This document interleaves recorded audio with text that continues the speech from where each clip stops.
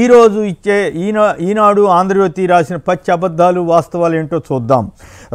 రాతల మోసగాళ్లుగా మారిన ఈనాడు ఆంధ్రజ్యోతి యజమానులు రామోజీ రాధాకృష్ణన్లు తమ మీడియాను వికృతంగా మార్చి పచ్చి అబద్ధాలను ప్రజల మీద రుద్దుతున్నారు. ఈనాడు కానీ జ్యోతి కానీ ఏపీఎస్ని చూస్తే ఏ పేజీ చూసినా జగన్ మీద వైసీపీ ప్రభుత్వం మీద పడి ఏడవడం తప్ప ఇంకో పని చేయడం లేదు.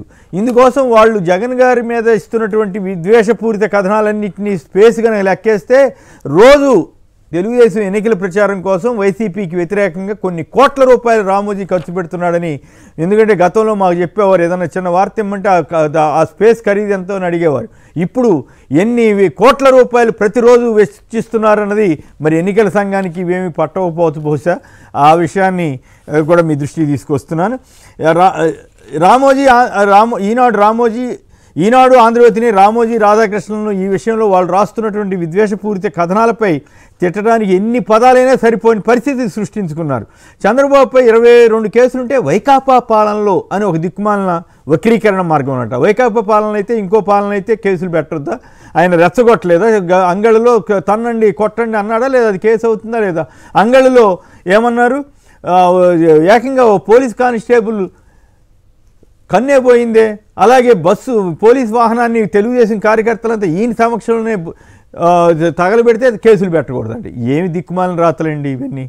అలాగే ఇక ఇతరత్ర ఇంకొక ఆసక్తికరమైన వార్త ఏంటంటే సంక్షేమ పథకాలు ఓట్లు పొందే మార్గాలు కాకూడదని ఎవరో చెన్నై సూర్య అనే రిటైర్డ్ ప్రొఫెసర్ చెప్తే చాలా గొప్ప విషయంగా పరిచింది. తద్వారా మరి ఆ విషయం చంద్రబాబు గారు చెప్పి ఇంకెప్పుడు సంక్షేమ పథకాల గురించి మాట్లాడొద్దు, వాటిని రద్దు చేస్తామని రామోజీరావు గారు సలహా ఇచ్చి ప్రకటించవచ్చు కదా. లేదా తెలుగుదేశానికి సలహా ఇస్తూ ఒక ఎటువల్ రాయొచ్చు కదా. రోజు ఎటువల్ రాసి జగన్ మీద బండబూతులు అబద్ధాలు రాస్తున్నారు కదా. మరి అదేదో సలహా ఆయనే ఇవ్వచ్చు కదా.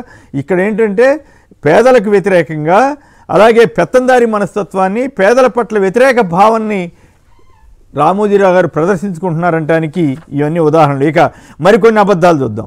Vaikapa wines proprietor CM Jagan అంట. మద్యానికి సంబంధించి నిన్న ఆంధ్రజ్యోతి ఒక వార్త రాస్తే ఇవాళ ఈనాడు ఇంకో రాస్తే మళ్ళీ రేపు ఇదే పని.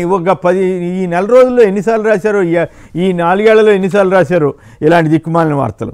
ఇవన్నీ పాచి వార్తల్ని జనం మీద వదిలి రామోజీ రాధాకృష్ణుల బృందం తాగినట్లుగా అబద్ధాలు రాస్తున్నారనిపిస్తుంది. ఇక వాటి గురించి ఇప్పుడు సభల్లో కొంతమంది కొన్ని చోట్ల జరిగితే జరుగుండొచ్చు, కానీ కేవలం వైసీపీ సభల్లోనే జరుగుతున్నట్లు తెలుగుదేశంలో అసలు అంతా పవిత్రంగా ఉన్నట్టు. నిజానికి వైసీపీ సభను అబ్జర్వ్ చేయండి, ఎక్కడ అసలు కనపడిన మేరకు జనం జగన్ స్పీచెస్ వినడానికి చూపిస్తున్నటువంటి ఆసక్తి కనపడతలేదా? అయినా కూడా పచ్చి అబద్ధాలు రాయడానికి రామోజీరావు బృందం ఇట్లాంటివి చేస్తే మళ్ళీ వాళ్ళ మార్గదర్శి సంబంధించినటువంటి 56 లక్షల నగదు దొరికితే ఇంతవరకు దానికి సమాధానం చెప్పరు. ఇక 5 ఏళ్ల పాలనలో సర్వనాశనం అంటూ చంద్రబాబు చేసిన ప్రసంగాన్ని మహద్భాగ్యంగా ఈనాడు రాసింది. ఓకే, రాస్తే రాయండి, కానీ పనిగట్టుకుని అదేదో చూడంగానే ఈనాడు వాళ్ళే చెబుతున్నారు కాబోలన్నట్టు రాయటం, జగన్ గారు చేసిన విమర్శలను కానీ వాటిని రాయకపోవటం. 5 ఏళ్లలో ఏమి నాశనం జరిగిందో చెప్పాలి కదా చంద్రబాబు గారు. ఆ తోచిన ఆయన అబద్ధం చెప్పాయి, వీళ్ళు రాయ. బడులు బాగు చేయటం నాశనమా, ఆసుపత్రులు బాగు చేయటం నాశనమా, వాటర్ రేవులు నిర్మించడం నాశనమా, మెడికల్ కాలేజీలు తేవడం నిర్మించడం నాశనమా, ఉద్దాన బాధితుల కోసం సూపర్ స్పెషాలిటీ వాటర్ స్కీమ్ తేవటం నాశనమా? ఏమిటి నాశనం? ఫలానాదని నాశనం అని ఎక్కడ చెబుతున్నాడా చంద్రబాబు గారు కానీ రామోజీరావు గారు కానీ? ఊరికే పచ్చి అబద్ధాలు రాసేయటం, ఆయన జనరల్గా అంటూ వీళ్ళు ఇంకా కథనాలు కల్పించడం. మరి అమరావతి రాజధాని పేరుతో 55,000 ఎకరాల పంటలు నాశనం చేస్తే అది విధ్వంసం కాదంట, అది గొప్ప విషయం, గొప్ప వ్యవహారం అని రామోజీ సమర్థిస్తారు. ఇంతకంటే దిక్కుమాలిన వ్యవహారం ఏముంటుంది? కేవలం అధికార పార్టీని అడ్డగోలుగా తిట్టడానికి ఆయన ప్రయత్నం చేస్తుంటే వీళ్ళు అంతకంటే అధ్వాన ప్రాతలు రాస్తున్నారు రామోజీ రాధాకృష్ణులు. ఇక అబద్ధం, మరొక అబద్ధం.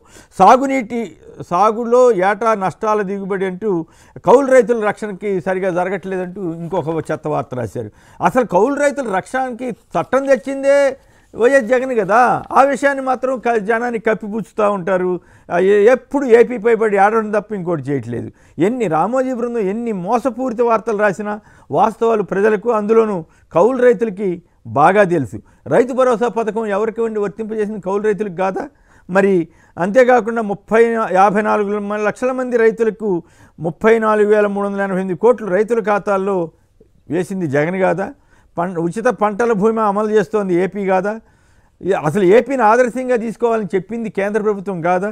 ఇవన్నీ విస్మరించి ఈ రకంగా పచ్చి అబద్ధాలు రాస్తున్నారు. ఇక మరొక అబద్ధం, పసివాడి ప్రాణాలు, రాష్ట్ర ఆసుపత్రిలో శిశువుల మరణం మృదంగం అంటూ చివరికి పిల్లల మీద పడి కూడా ఏడుస్తున్నారండి. పిల్లలు సావాలంట ఆంధ్రప్రదేశ్లో. ఎంత దరిద్రం అండి, ఏమిటి ఈ దిక్కుమాలిన రాతలు. ఏపీలో విద్యా వైద్య రంగానికి జగన్ ప్రభుత్వం ఇస్తున్న ప్రాధాన్యతని ప్రపంచం అంతా మెచ్చుకుంటోంది, కానీ రామోజీరావు గారి కళ్ళకు మాత్రం కనపట్టలేదు. చివరికి పిల్లల మీద పడి కూడా ఇట్లాంటి చండాలపు దరిద్రపు వార్తలు రాయాలండి. ఓట్ల కోసం రామోజీ గారి బృందం ఎంత నీచానికైనా దిగజారుతోందనటానికి ఇవన్నీ ప్రత్యక్ష ఉదాహరణలు. మరి చంద్రబాబు టైంలో ఎలుకలు కొరుకుని గుంటూరు ఆసుపత్రిలో ఒక పసికందు మరణించాడు కదా, మరి దాన్ని ఎందుకు కప్పిచ్చారు ఆ రోజుల్లో? మరి ఇప్పుడు అట్లాంటి ఘటనలు ఎక్కడైనా జరిగినాయా? అయినా ఒకవేళ అప్పుడైనా ఇప్పుడైనా అడ్మినిస్ట్రేషన్ లోపాల వల్ల కొన్ని జరిగితే జరగవచ్చు. నేనేమి అసలు జరగవు అని అంత రామోజీరావు రాధాకృష్ణలాగా మూర్ఖుల్లాగా నేను మాట్లాడను. కానీ వాటన్నింటినీ జగన్ ప్రభుత్వానికి అంటగట్టి పచ్చి అబద్ధాలు రాసి వాస్తవాలను విస్మరింపజేసి మరి ఆసుపత్రులు బాగు చేసిన విషయాన్ని, ఎందుకండి రామోజీరావుని రాధాకృష్ణ ఒక్కసారి ఉద్దానం వెళ్ళమనండి. అక్కడ సూపర్ స్పెషాలిటీ ఆసుపత్రి అంత అద్భుతంగా కట్టారో చూడమనండి. అక్కడ పేద ప్రజలు ఈ కిడ్నీ బాధితులు ఎంత సదుపాయంగా వాళ్ళు ఆ ట్రీట్మెంట్ పొందుతున్నారు చూడమండి. అది చూసిన తర్వాత ఇట్లాంటివి రాశారంటే వాళ్ళు మనుషులు కాదు, రాక్షసులు అని చెప్పాల్సిందే. ఇప్పుడు ఇక మరొకటి, 5 ఏళ్లలో 25 లక్షల గృహాలు కట్టిస్తానని జగన్ సర్కారు ఏది అంటూ మరొక పచ్చి అబద్ధం. అసలు జగన్ పేదలకు ఇళ్ల స్థలాలు ఇస్తుందే అడ్డుపడిందే మీరు కదా, ఇవ్వవద్దు అంటూ కోర్టులకు వెళ్ళిందే మీరు, మీ తెలుగుదేశమే కదా. మరి అబద్ధం కాదా అది? మరి ఇప్పుడు రాసింది అబద్ధం కాదా? మరి ఇల్లు కట్టిస్తున్నది అబద్ధమా? ఎట్లా అండి ఇంత పచ్చి అబద్ధాలు? జనానికి ఎదురుగా ఇల్లు కనపడుతుంటే కూడా ఇల్లు కట్టలేదని దుర్మార్గంగా రాసేస్తున్నారంటే ఏం చెప్పాలి, చేదరేస్తుందండి. ఈ జనం ఎట్లా చూస్తున్నారో కానీ చివరికి నాకైతే అనుమానం తెలుగుదేశం వాళ్ళకి కూడా చేదరేస్తూ ఉంటుంది. కాకపోతే తప్పదు కాబట్టి పడతా ఉండుంటారు. ఇక ఆంధ్రజ్యోతి, ఈనాడుతో పాటు ఆంధ్రప్రదేశ్కి శనిలా దాపురించిన ఆంధ్రజ్యోతి రకరకాల అబద్ధపు వార్తలు వండివచ్చింది. టార్గెట్ బోండా అంట, ప్రజల్ని మోసం చేయడానికి తప్పితే ఇంకేమైనా ఉందండి? వాస్తవానికి ఏంటి, బోండా ఉమా ఆఫీస్ వదిలి పోలీసులు ఎందుకు అటు వెళ్ళారంట. ఈయన కంగారు పడిపోయి పారిపోయాడంట. ఎందుకు పారిపోయాడు? అది చేయకుండా టార్గెట్ ఉమా అంటే జగన్పై హత్యాయత్నం చేస్తే ఎవరిని పట్టుకోవద్దు, తెలుగుదేశం వాళ్ళని అసలు పట్టుకోవద్దు, వాళ్ళకి ప్రమేయం ఉందని పోలీసులు చెప్పినా మీరు ఒప్పుకోరు. అదే వివేక హత్య కేసులో నేను చంపారన్న అతన్ని పక్కన పెట్టి తిరుగుతారు, వాళ్ళు అవునవునని భజన చేస్తారు. ఈనాడు రామోజీరావు రాధాకృష్ణ కుట్రదారుల మీద ఎందుకు చర్య తీసుకోలేదని రాస్తుంటారు. కుట్రదారులే నేరస్తులు అన్నాడు. ఓకే, అది రాసావు. మరి ఇక్కడ కుట్రదారులు జగన్ కేసులో మాత్రం కుట్రదారుల జోలికి వెళ్ళకూడదంట, అసలు ఎవరిని పట్టుకోకూడదంట, ఎవరిని అరెస్ట్ చేయకూడదంట. అదంతా వాళ్ళు ఎవరిని పట్టుకున్నా వీళ్ళు అబద్ధం రాసేస్తారు. సో ఈ రకమైనటువంటి కల్పిత గాథలు రాసి ఆంధ్రప్రదేశ్పై నిత్యం రోధిస్తున్న రామోజీ రాధాకృష్ణుల బృందం ఈ 20 రోజులు మనం భరించక తప్పదు. ఆ తర్వాత వదిలిపెడతారేమో, ఆ తర్వాత వదిలిపెట్టక తప్పదు. ఈ పరిస్థితి మారుతుంది ఖచ్చితంగా అని నేను అనుకుంటున్నాను. ఎందుకంటే జగన్ ఎట్లా గెలుస్తాడని అత్యధిక సర్వేలు చెబుతున్నాయి కాబట్టి ఆ ప్రకారం ఆయనకు వస్తున్న ప్రజాదరణ ఇవన్నీ కూడా. కాకపోతే వాళ్ళు నీచంగా మారిపోయి వాళ్ళ ప్రతిష్ట వాళ్ళే దిగజార్చుకుని జర్నలిజాన్ని భ్రష్టు పట్టిస్తున్నారనేదే నా బాధ. సరే ఏం చేస్తాం, వాళ్ళకి లేని సిగ్గు మనం ఏం చేస్తాం.